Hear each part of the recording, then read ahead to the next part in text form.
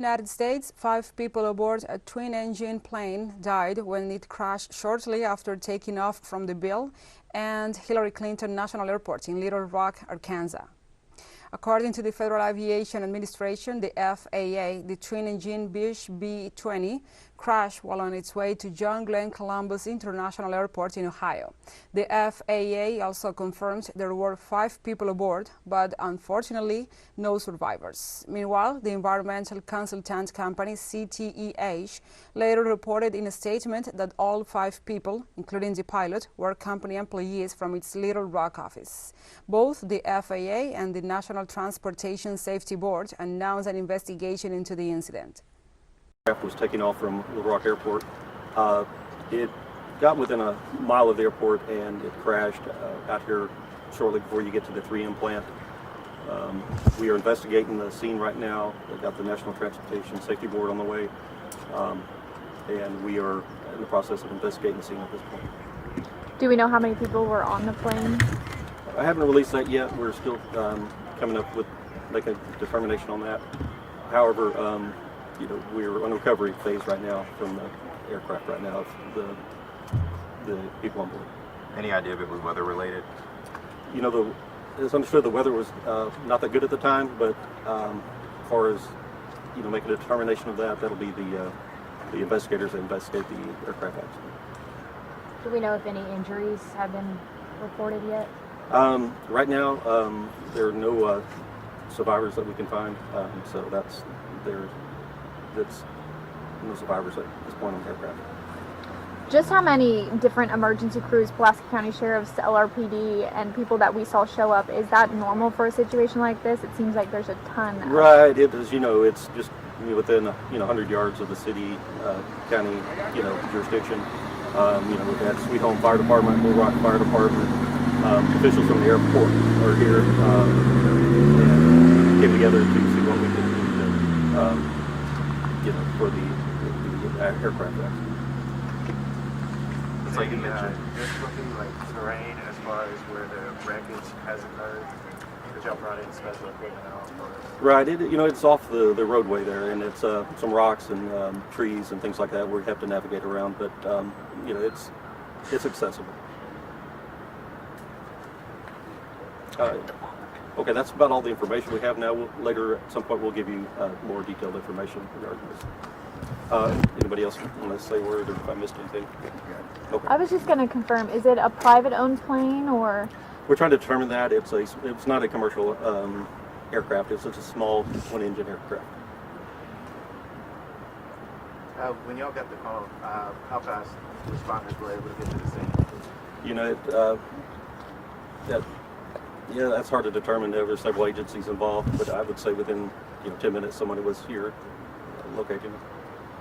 Assuming this plane was trying to land at the airport? It was departing the airport. I could have missed it, sir. Did you speak on passengers? Did y'all have any information how many passengers? Yeah, we haven't released that yet on how many passengers were on board. We got a video of like a black plume of smoke. Do we know if that plane caught fire?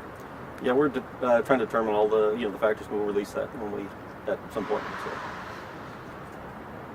Were the Ohio train derailments randomly predicted, or were they planned?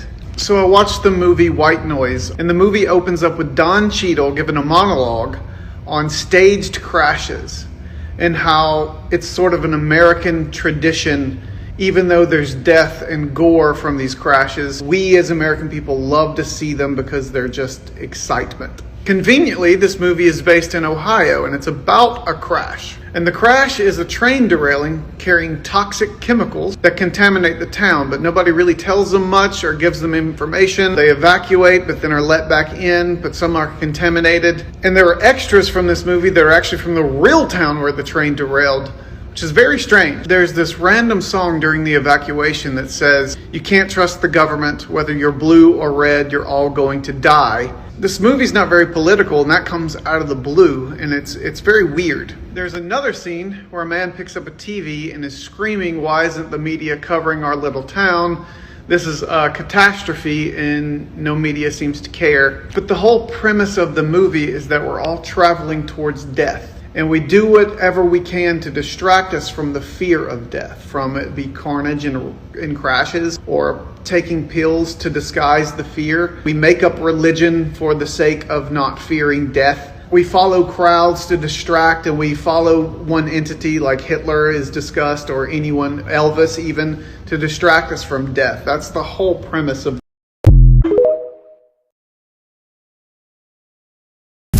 We're going to be looking for a lot of chemicals, including dioxin. We're doing a lot of soil sampling and water sampling. My view is that it was a bad decision to release it and burn it. So I have undergraduate and graduate degrees in chemical engineering. I mean, I've brought respirators and stuff with us. The problem is to wear a respirator, you need to know what to protect from, right? Hydrocarbons, acid gases. We're here, I think, the first group independently to try to figure out what's really here, because what they were measuring most of the time is what they call VOCs, which is just some generic, it's not a specific chemical, right? I couldn't in good conscience, until we did some sampling data, know what to protect against. I've been involved in these before. They know that things are going to dissipate with time, so they measure things that don't really matter. There's evidence that when you burn vinyl chloride poorly, and it was definitely burned poorly because it had such a black plume. If you think of in the old days with a carburetor, if you had the air-fuel ratio wrong and you had black smoke, that meant you had too much fuel, not enough air. And that black is carbon, right? So it doesn't combust all the way to CO2. When there's incomplete combustion, there's evidence that part of the vinyl chloride goes to dioxin, and dioxin is one of the most deadly compounds known. If you measured air, it has a lot of components like oxygen, nitrogen. It might have carbon monoxide, right? So if you measure VOCs, volatile organic carbons, that doesn't tell me anything other than you're measuring carbon. But I want to know, is it vinyl chloride? What is the individual component? So they purposely measure with a cheaper instrument total hydrocarbons, but I want to know what the components are.